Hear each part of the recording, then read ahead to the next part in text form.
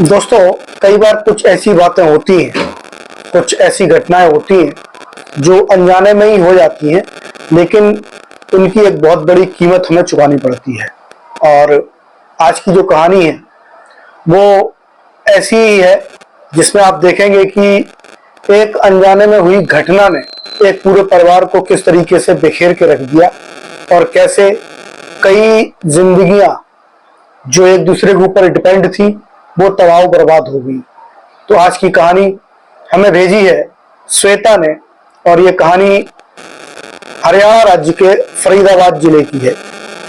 तो आज की कहानी सुने, उससे पहले देखते हैं चैनल का इंट्रो और उसके बाद कहानी की शुरुआत करेंगे।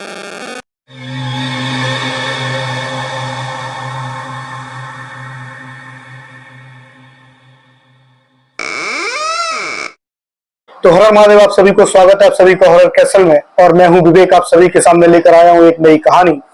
दोस्तों, ये कहानी है हरियाणा राज्य के फरीदाबाद जिले की और ये कहानी मुझे भेजी है श्वेता ने। ये कहानी श्वेता की ही है और श्वेता की शादी हो चुकी है। एक चीज यहाँ पर मैं आपको और बता दूं कि श्वेता नाम काल्पनिक है, क्योंकि उन्होंने अपना नाम यहाँ पर उजागर करने से मना किया है, तो इसलिए मैंने उनका काल्पनिक नाम यहाँ पे रखा हुआ है। और उनकी फैमिली के जो सदस्य हैं, साथ ही उनके साथ जो घटना हुई उनमें जो जो सदस्य इन्वॉल्व हैं, उन सबके नाम मैंने यहाँ पर चेंज किए हुए हैं। ये श्वेता जी का एक तरीके से रिक्वेस्ट थी। तो कहानी पे चलते हैं। श्वेता जी ने बताया कि सन 2012 में श्वेता जी की शादी हुई थी योगेश से। योगेश काफी अच्छे थे स्वभाव से और अच्छी खासी जॉब कर रहे थे। श्वेता भी एमबीए किए हुए थी और कई जगह पर इंटरव्यू वगैरह दे रही थी, जॉब के लिए ट्राई कर रही थी। लेकिन श्वेता जी को एक शौक था, वो था मॉडलिंग का शौक और अपने आप को फिट रखना। तो शुरुआत से ही श्वेता जी अपने घर पे ही रहकर योगा वगैरह किया करती थी, कुछ एक्सरसाइज भी करती थी। लेकिन जब श्वेता जी की शादी हुई योगेश से और एक साल बाद इनको एक बेबी हुआ। बेबी होता है तो आप सभी जानते हैं कि महिलाओं में जो फैट है वो थोड़ा सा बढ़ जाता है। तो श्वेता जी का जो वेट था वो बढ़ने लगा था फैट के कारण। तो श्वेता जी को लगा कि क्यों ना थोड़ी सी एक्सरसाइज की जाए और अपने आप को फिर से फिट किया जाए। और श्वेता जी एक कंपनी में उस समय जॉब भी करने लगी थी, एचआर थी, एमबीए किया हुआ था, एचआर के पद पे काम कर रही थी। तो पैसा उनके पास आ ही रहा था, अच्छी खासी सैलरी थी, योगेश जी भी अच्छा खासा कमा रहे थे और दोनों ही पति पत्नी अपने आप को फिट रखने की पूरी कोशिश करते थे। तो जब बेबी हुआ तो श्वेता जी का जो फैट है वो बढ़ गया, उनका वेट बढ़ने लगा। तो उन्होंने योगेश से कहा कि क्यों ना मैं भी कहीं जिम ज्वाइन कर लूं और अपने शरीर को थोड़ा सा सही करूं, क्योंकि अगर फैट बढ़ेगा, वेट बढ़ेगा तो बीमारियां भी बढ़ेंगी। तो योगेश ने उनको रजामंदी दे दी कि हाँ सही बात है, आप जिम ज्वाइन करिए और अपने आप को मेंटेन करिए, आपकी बॉडी मेंटेन रहेगी, आप हेल्दी रहोगे। तो योगेश की परमिशन लेके श्वेता जी जो है वो पास के ही एक जिम में जाने लगी। अब मैं यहाँ पे जिम का नाम नहीं बताऊंगा। तो श्वेता जी पास के ही एक जिम में जाने लगी और वहां पर उन्होंने मेंबरशिप ले ली जिम की 1 साल के लिए। धीरे धीरे क्या होता है कि श्वेता जी अक्सर जिम जाती, अपना एक्सरसाइज वगैरह करती, चूंकि उन्हें पहले से ही नॉलेज थी एक्सरसाइजेस की और योगा वो किया करती थी। तो काफी अच्छी तरीके से एक्सरसाइज करती थी और उनमें काफी इंप्रूवमेंट आ रहा था। महीने भर का समय हो गया था और श्वेता जी की एक आदत थी कि वो कहीं भी जाए तो नए नए दोस्त बनाती रहती थी। लेकिन कुछ लोग यहाँ पर ये कह सकते हैं कि लड़कों से दोस्ती करना यानी कि उनके साथ अफेयर में आ जाना होता है। तो श्वेता जी बताती है कि उनके साथ ऐसा कभी नहीं हुआ। कॉलेज में भी उनके कई दोस्त थे, लड़के भी थे, लड़कियां भी थी, लेकिन अफेयर जैसा उन्होंने कभी किसी से रखा नहीं और वो इसको सही कभी मानती भी नहीं थी। तो शादी के बाद अफेयर चलाना ये कैसे ही संभव हो सकता है जब शादी भी हो चुकी है और एक छोटा बच्चा भी है। तो श्वेता जी जब जिम जाने लगी और उन्होंने वहां पर कई दोस्त बनाए, कई लड़कियां भी साथ में जिम करने आती थी, तो लड़कियां भी उनकी फ्रेंड बनी। और एक जिम ट्रेनर था जिसका नाम था अरशद। अरशद नाम का लड़का जो जिम ट्रेनर था वो भी श्वेता जी के जो फ्रेंड सर्कल था उसमें आ गया। अक्सर वही श्वेता जी को जिम करवाया करता था, तो जाहिर सी बात है कि उनमें बातचीत होने लगी आपस में और एक दोस्ती हो गई। लेकिन वो दोस्ती सिर्फ जिम तक थी, उसके बाहर श्वेता जी उससे कोई मतलब नहीं रखती थी। लेकिन कुछ दिनों बाद क्या होता है कि श्वेता जी को अचानक से ही ऐसा लगने लगता है कि जैसे उन्हें योगेश से कोई मतलब ही नहीं है, यानी कि अपने पति से वो दूर दूर रहने लगती हैं। उन्हें कारण समझ में नहीं आता। वो 1 घंटे के लिए जिम जाती थी, लेकिन अब 2 घंटा, 3 घंटा, 4 घंटा जिम में ही है। भले ही एक्सरसाइज नहीं कर रही है, लेकिन वो अरशद के करीब रहना चाहती हैं कैसे भी, और उन्हें अपने पति से, अपने बच्चे से अब कोई मतलब नहीं। और ये ज्यादा समय में नहीं हुआ, 1 महीने तो वो ठीक थी जिम में जाते हुए, लेकिन अगले ही महीने से उनके साथ कुछ इस तरीके की घटनाएं घटित होना शुरू हो गई। कभी कभी क्या होता था कि श्वेता जी बताती है कि जैसे मैं रात में अपने पति के पास सो रही हूँ और रात में अचानक मेरी आंख खुली, तो मुझे लगता था कि जैसे मेरे पास में योगेश नहीं बल्कि अरशद सोया हुआ है। और जब मैं अपनी आंखें मल के दोबारा देखती तो सामने योगेश होता था, यानी कि उनके पति होते थे। तो उन्हें लगा कि शायद वो ज्यादा सोच रही हैं, या फिर उनके दिमाग पर अरशद छा गया है, या फिर उन्हें कहीं ना कहीं अरशद से प्यार होने लगा है। और ये धीरे धीरे और ज्यादा बढ़ता गया। अभी तक सिर्फ सोने के समय हो रहा था, लेकिन अब वो अक्सर खोई सी रहती थी और किसी के बुलाने पे चौंक जाती थी। अक्सर उन्हें अरशद की ही बातें करनी होती थी।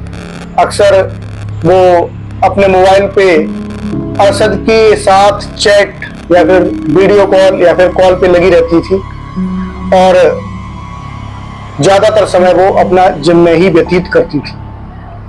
योगेश को काफी अजीब लग रहा था ये सब, और योगेश ने कई बार समझाने का प्रयास किया कि श्वेता ये ठीक नहीं है। अभी तक योगेश को ये पता नहीं था कि ये अरशद से बात करती हैं मोबाइल पे, चैट पे, वीडियो कॉल पे या कॉल पे। योगेश को सिर्फ इतना पता था कि ये जिम में लगभग 3-4 घंटे बिता रही है। तो योगेश ने उनको उसी तरीके से समझाने का प्रयास किया कि देखो श्वेता, आप कोई बॉडी बिल्डर कंपटीशन में जाने वाली नहीं हो, तो आपको इतनी देर जिम करने की जरूरत नहीं है, क्योंकि जितनी देर आप जिम करोगे तो आपकी जो बॉडी है उतनी ही खुराक मांगेगी, आपको उतना ही प्रोटीन चाहिए होता है। लेकिन श्वेता जो थी वो अपने पति की बात को कभी सीरियस नहीं ले रही थी। योगेश ने कई बार समझाया, समझाने के बावजूद भी श्वेता जी पे कोई प्रभाव नहीं पड़ा। धीरे धीरे एक दिन की बात है कि योगेश ने श्वेता को अरशद से बात करते हुए देख लिया। तो योगेश ने पूछा कि आप किससे बात कर रही थी? तो कुछ भी छिपाने की बजाय श्वेता ने साफ साफ बता दिया कि मैं अपने जिम ट्रेनर अरशद से बात कर रही थी, और वो मेरा एक अच्छा दोस्त है और मैं अक्सर उससे बात करती हूँ। तो योगेश ने श्वेता जी को ज्यादा कुछ नहीं कहा, बस ये कहा कि देखो श्वेता, अब हम शादीशुदा हैं और हमारी कुछ जिम्मेदारियां हैं एक दूसरे के प्रति। हमारा एक बेटा भी है और उस बेटे के प्रति भी हमारी जिम्मेदारियां हैं। तो दोस्ती तक ठीक है, लेकिन ऐसा कोई कदम मत उठाना कि आगे तुम्हें पछताना पड़े। लेकिन श्वेता उस समय अरशद के प्यार में इतना खोई हुई थी कि उन्हें कुछ पता ही नहीं था कि वो क्या कर रही हैं। एक दिन की बात है कि योगेश जी और श्वेता जी की शादी की सालगिरह थी, और योगेश अपनी पत्नी श्वेता को सरप्राइज देना चाहते थे, इसलिए वो किसी होटल में सीट बुक करने के लिए गए थे, महंगे होटल में, ताकि वो अपनी पत्नी को बाहर ले जाकर सरप्राइज दे सके। लेकिन जब योगेश उस होटल में पहुंचे सीट बुक कराने के लिए, तो उन्होंने वहां देखा कि श्वेता उसी होटल से अरशद के साथ बाहर निकल रही है। तो योगेश को काफी बुरा लगा और उन्होंने उस समय तो कुछ नहीं कहा, लेकिन घर जाने पर उन्होंने श्वेता को समझाने का फिर से प्रयास किया। लेकिन श्वेता उस दिन योगेश से बहुत ज्यादा लड़ झगड़ कर अपने मायके चली गई। योगेश कई बार श्वेता जी को लेने के लिए गए वापस उनके मायके, लेकिन श्वेता जी कभी लौट कर ही नहीं आई। श्वेता जी को अपने मायके गए हुए लगभग 1 महीने का समय हो चुका था। तो फरीदाबाद में उनका मायका भी था और ससुराल भी थी, ज्यादा दूरी नहीं थी घरों के बीच में। तो योगेश हर दूसरे तीसरे दिन अपनी ससुराल यानी कि श्वेता जी के मायके जाते थे, उन्हें मनाने का प्रयास करते थे, लेकिन श्वेता जी कभी उनसे मिलती थी और कभी नहीं भी मिलती थी। यानी कि अब वो पूरी तरीके से अरशद के साथ अपना समय व्यतीत कर रही थी। योगेश ने श्वेता जी के माता पिता से भी बात की, तो श्वेता जी के माता पिता ने समझाया कि बेटा हम इतने दिनों से परेशान हैं और श्वेता को हर तरीके से समझा रहे हैं, लेकिन पता नहीं इस पे ऊपर कौन सा जादू किया है अरशद ने कि इसके ऊपर से अरशद का नाम ही नहीं उतरता। ये सोते जागते खाते पीते उठते बैठते हमेशा अरशद अरशद ही करती रहती है।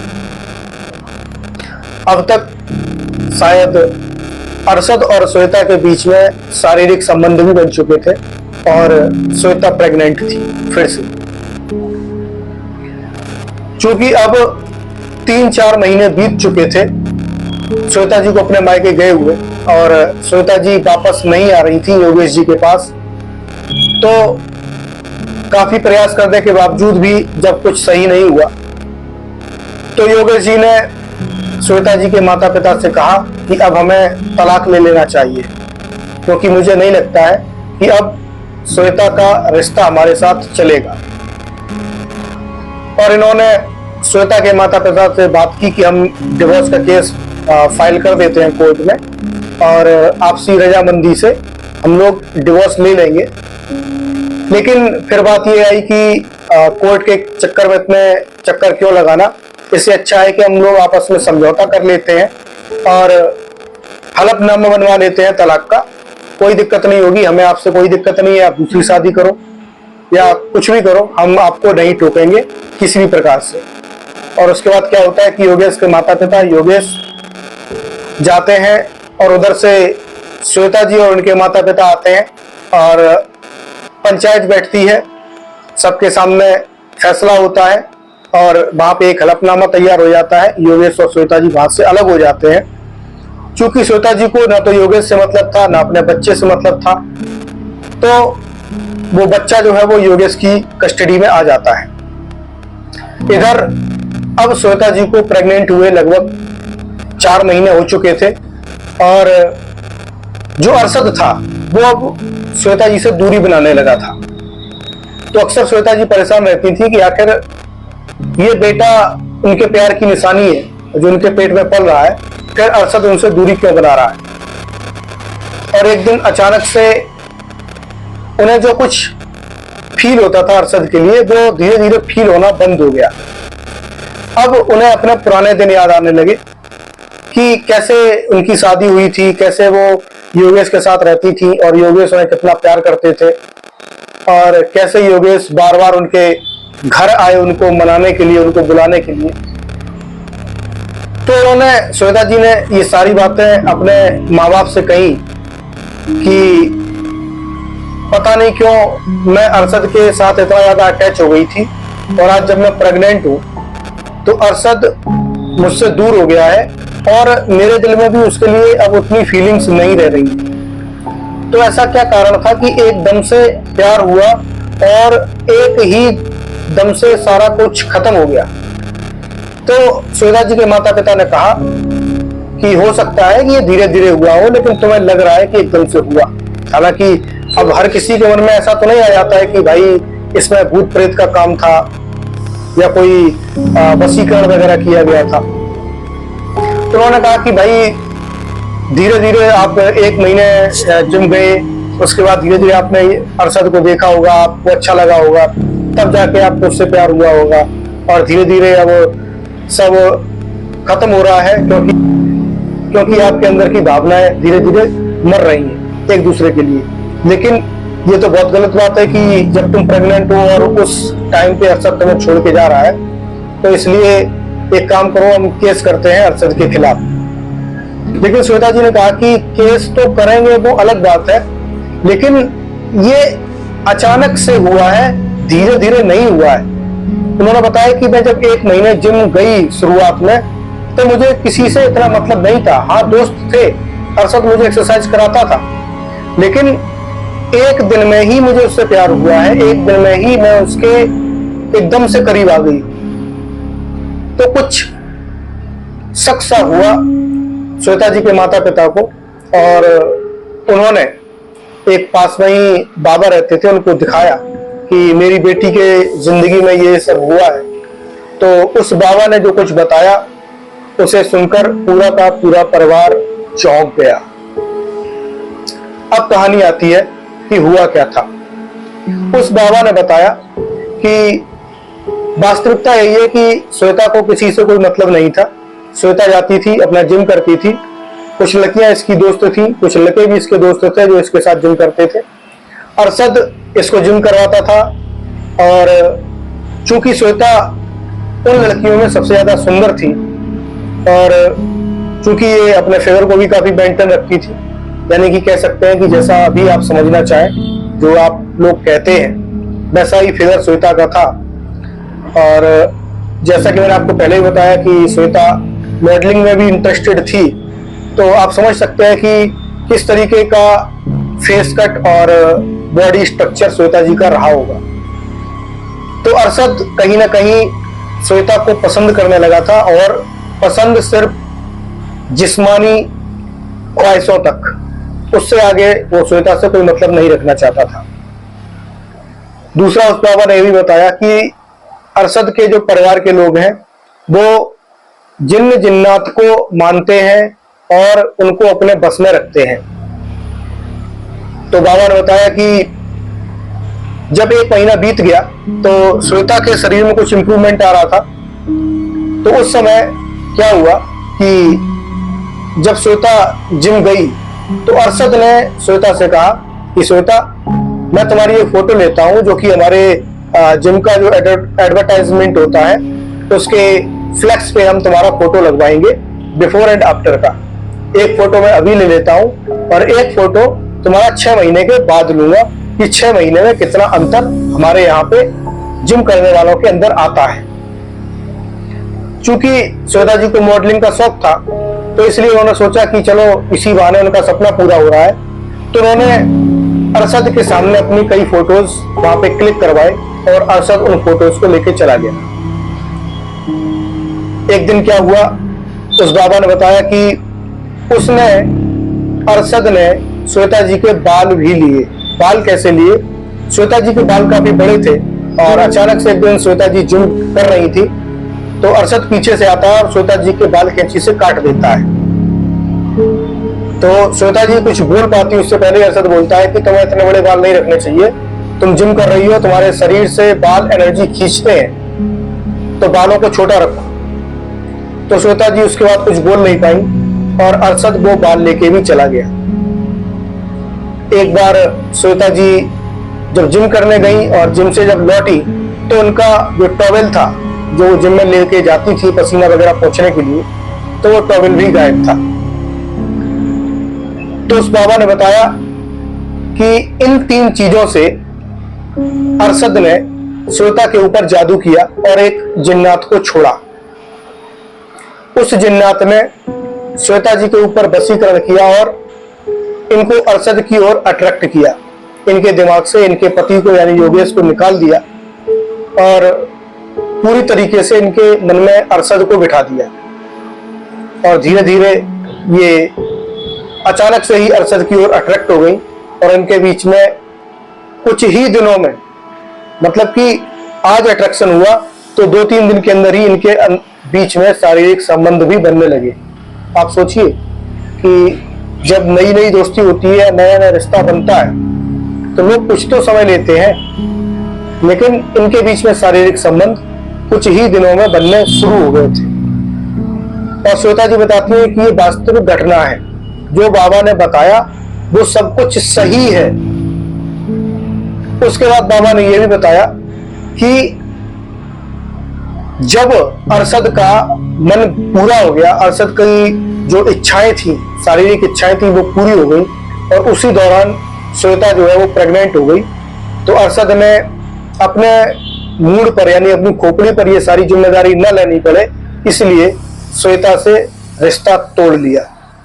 और रिश्ता ही नहीं तोड़ा, बल्कि जो जिन्न इन्होंने अरशद ने श्वेता के पीछे लगाया था, वो जिन्न भी वापस ले लिया।